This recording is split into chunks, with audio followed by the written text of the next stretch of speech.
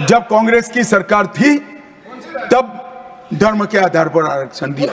अब क्या हुआ है, सुप्रीम कोर्ट में रुक जाता है क्योंकि 50% की सीमा वो ओबीसी का कोई कल्याण नहीं चाहते हैं।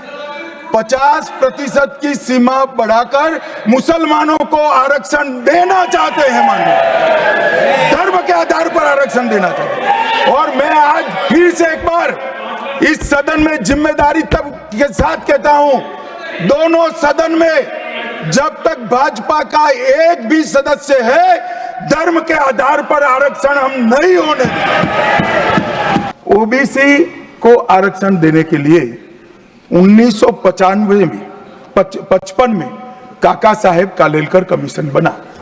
मान्यवर, इसका रिपोर्ट कहां है? दोनों सदन के रिकॉर्ड पर मैंने ढूंढा, कहीं नहीं, बुला दिया गया। क्यों? क्योंकि ओबीसी को आरक्षण मिलता था।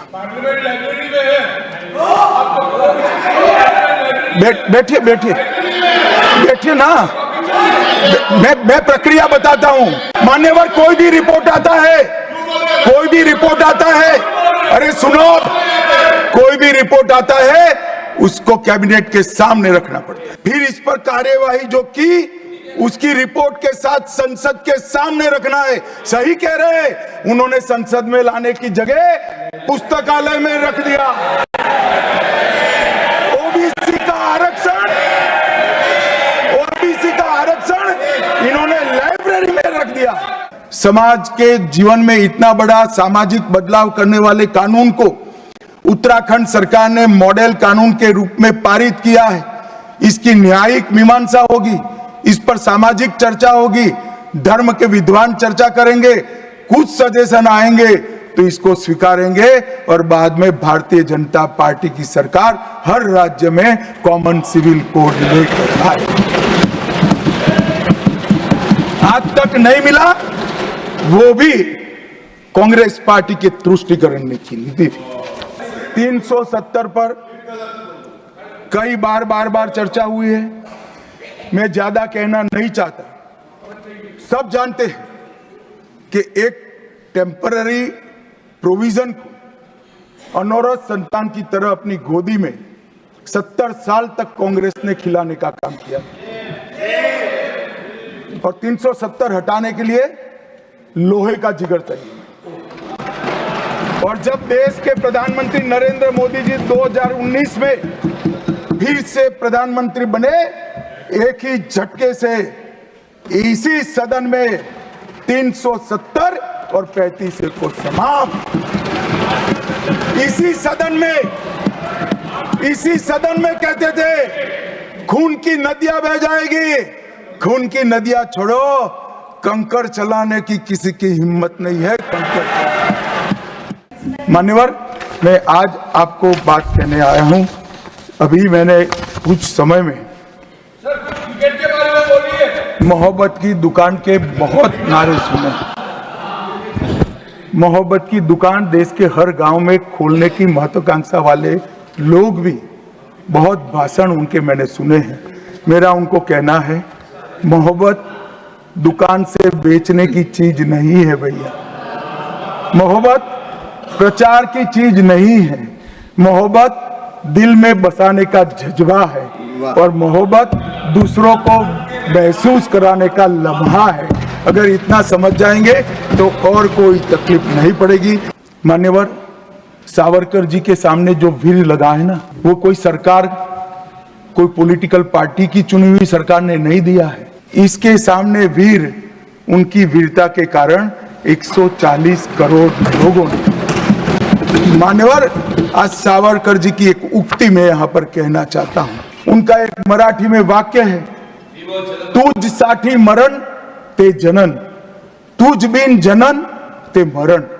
इसके आगे है, हे मातृभूमि, तेरे लिए मरण मृत्यु ही जीवन है और तेरे बिना जीवन मेरे लिए मृत्यु से भी कठिन। ये देशभक्ति के वाक्य जिस व्यक्ति के मुंह से निकले, इसके लिए इस प्रकार की सदन में चर्चा करते हैं, सार्वजनिक रूप से बोलते हैं और गर्व महसूस करते हैं। क्या देशभक्ति कोई विचारधारा के साथ जुड़ी हो सकती है? हमारे एक सम्मानीय सदस्य ने कहा कि चर्चा का स्तर कितना नीचा हो गया है कि यहाँ चित्रों की चर्चा हो रही है। मान्यवर, अगर संदेश लेना नहीं आता तो संविधान का भी कोई उपयोग नहीं। ये सारे जो चित्र लगाए हैं वो हमारे हजारों साल से चलने वाले हमारे राष्ट्र के जीवन को उद्घोषित करने वाले।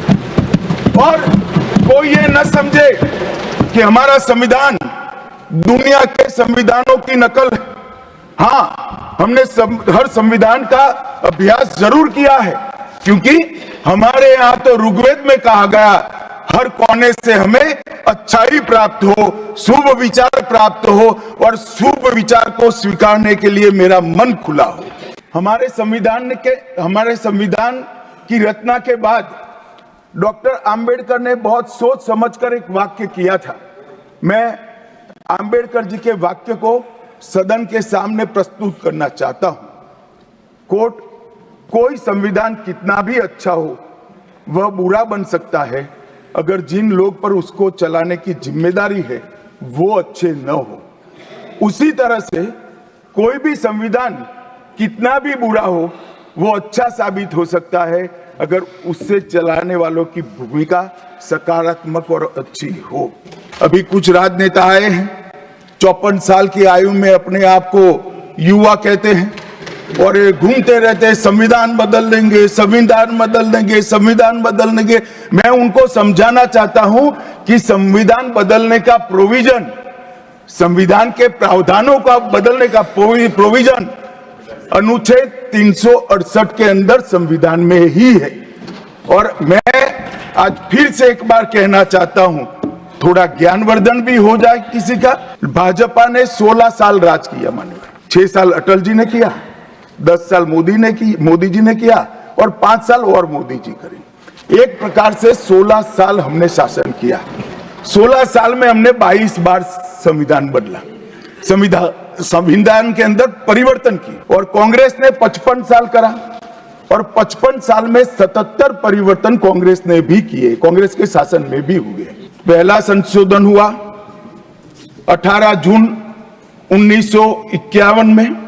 संविधान सभा ने ही ये संशोधन करना पड़ा, क्योंकि संविधान बनाने के बाद, संविधान स्वीकारने के बाद आम चुनाव में जाने तक का भी धैर्य कांग्रेस पार्टी में नहीं था। अभी लोकसभा नहीं बनी थी, अभी राज्यसभा नहीं बनी थी और संशोधन लेकर आए। अब उसका उद्देश्य क्या था? 19A जोड़ा गया।